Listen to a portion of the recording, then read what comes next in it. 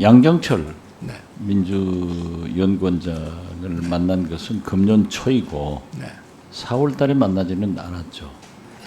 글쎄 뭐 추울 때니까 저는 좀 훨씬 이른 예. 때라고 생각을 합니다. 제가 네. 윤 후보자가 대구 고검 네. 좌천대에서 귀양살이 할 때 바로 국정감사 가서 여러분들을 만났지만은 저는 안 만났어요. 네. 그때 당시에 총선을 대비한 양정철 원장이 민주당으로 출마를 해달라 이렇게 요구를 했고 여러 사람 만난 것이죠. 그리고 몇 차례 전화했다고 하셨죠. 네. 제가 알고 있기로는 지금 한국당에서도 네. 윤석열 총장 후보자를 욕심내 가지고 접촉해서 출마해달라 했는데 사실 있죠. 뭐 지금 한국당은 아니고 과거에 저 한나라당 시절에 그런 적이 좀 있었습니다. 한국당이 이제 네. 전신이 한나라당이죠. 그건 예? 다르죠. 그분이 누구예요? 글쎄 뭐 제가 말씀드리기 전에 한번 해보세요. 지금 뭐 그냥 한번 이렇게 말씀을 하신 거로 생각해서 제가 또 그분 이름을 예, 검토하는 우리가 네. 제가 정치를 오래 했습니다만은 네. 유능하고 네. 또 평가가 좋으면은 우리 정치권에서는 여야 누구를 가릴 것 없이 영입을 하려고 합니다. 그래서 양정철 원장이 그때는 민주연구원장도 아니고 또 한국당에서도 영입하려고 했는데 아무튼 정치에 뜻이 없어서 다 거절한 건 사실 아니에요. 그렇습니다. 이건 내로남불이죠. 그 양정철 원장이 영입하려고 했다는 것을 비난할 필요 없다. 문제는 후보자가 나는 정치하지 않겠다. 한국당에도 민주당에도 거절한 게 중요하죠. 그렇습니다. 자, 예, 후보자하고 저하고 악연점이 있는 거 알죠? 저는 뭐 그렇게 생각 안 합니다만은 저는 네. 후보자 때문에요. 네. 많은 고초를 겪었어요. 목포 선거에서 그분이 상당한 영향력이 있는데 나 때문에 후보자가 그분 수사하면서 박지원이 불어라. 그래서 굉장히 고초를 겪었어요. 윤대진 검찰국장 바로 그분이요. 망한 회사의 목포 보혜저축은행 중수이과장으로 제가 검찰 수사 무마를 위해서 3천만 원을 받았다고 직접 수사해가지고 기소를 했어요. 그래서 제가 국회의원 돼서 이제 기소 다 당한 거죠. 그래서 저는 솔직히 속으로 후보자 윤대진 검찰국장 나한테 한 번만 걸려봐라. 내가 9번 청문회에서 낙마시킨 사람이에요. 심지어 대통령 비서실에서 대포폰을 만들어 가지고 총리실에 줘 가지고 총리실 대통령 비서실 사용한 그 내용을 알아 가지고 민간 사찰을 국회에서 폭로한 사람입니다. 그런데 딱 걸렸다 해서 윤호진 여러 가지 의혹은 있는 것 같아요. 그런데 고리가 안 걸리더라고요. 소위 건이 안 되는 거야. 이게 내가 볼 때는 2013년 같이 기억을 하는데 지금도 제가 그 자료 이번에 다 찾아봤어요. 가지고 있어요.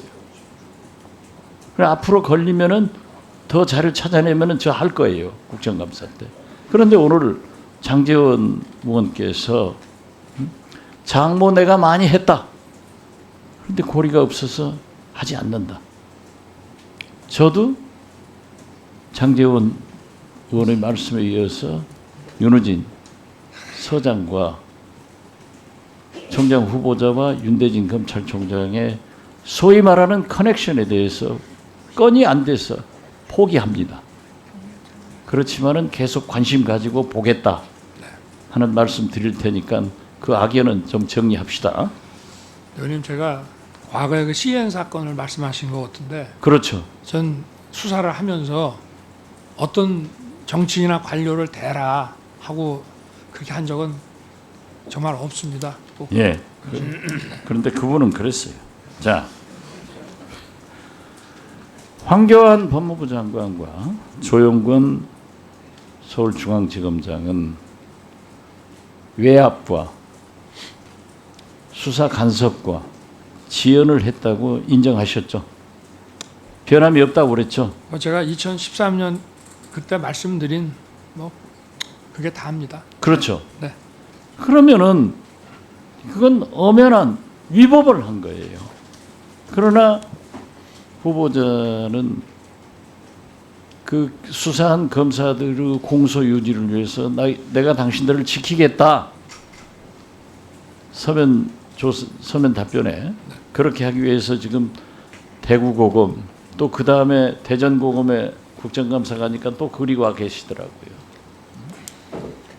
그러다가 소위 박영수 특검에 의해서 픽업됐지 문재인 대통령에 의해서 특검 간 건 아니죠. 그렇습니다. 예. 그런데 이제 검찰총장이 됐으니까 부당한 수사를 간섭하고 외압을 한 조영근 검사장과 황교안 당시 법무부 장관을 수사해야 된다고 생각하는데 어떻게 생각하세요?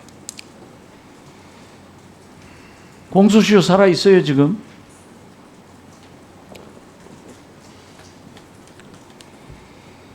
정의로운 검사는 수사해야 될 것 아니에요.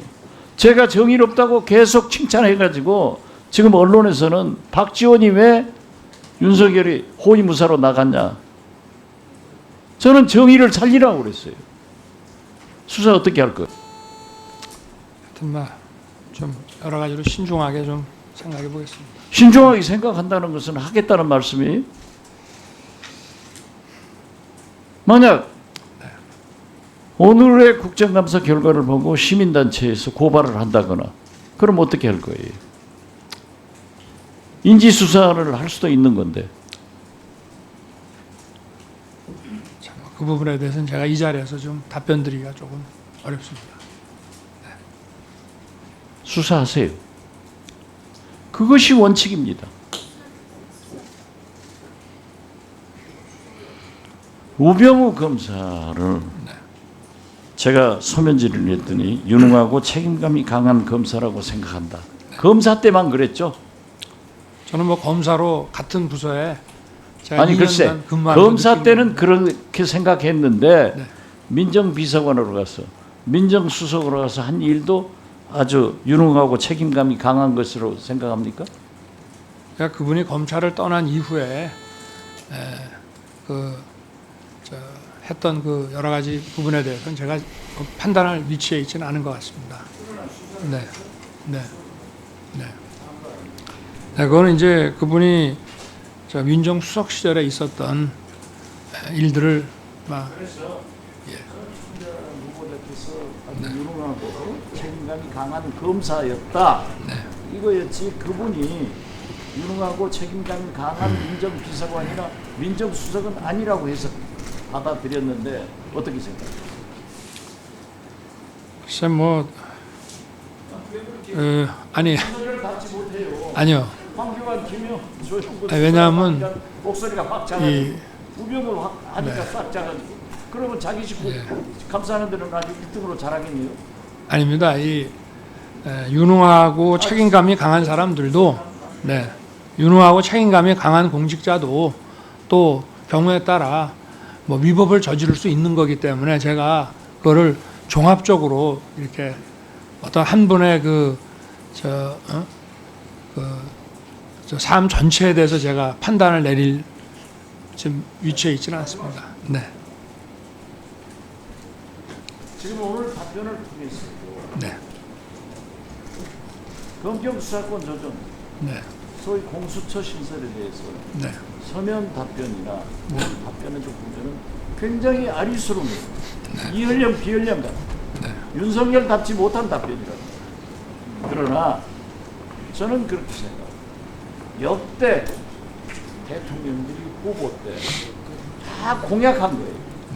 또 문재인 대통령은 특히 바로 불씨를 제공한 촛불혁명의 사물로 태어난 정부로서 지금 법과 제도에 의한 개혁은 국회 선진화법 때문에 못하고 있어요.